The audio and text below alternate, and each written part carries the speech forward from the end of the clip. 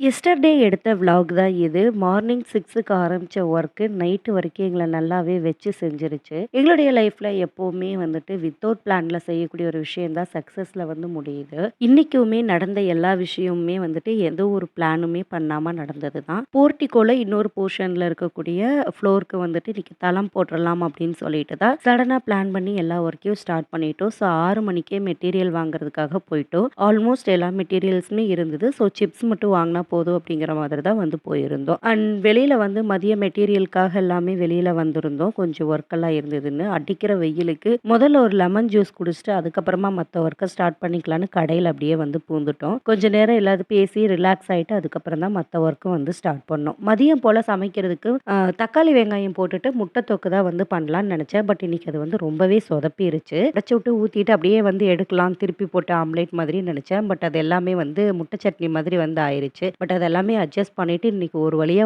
இந்த ஒர்க்க வந்து கம்ப்ளீட் பண்ணிட்டோம். ஸோ நேத்து வந்து டைம் இல்லாததுனால இன்னைக்கு வந்து போஸ்ட் பண்ணியிருக்கேன். ஸோ அடுத்தடுத்த விளாக்ல வந்து பார்க்கலாம். பாய்.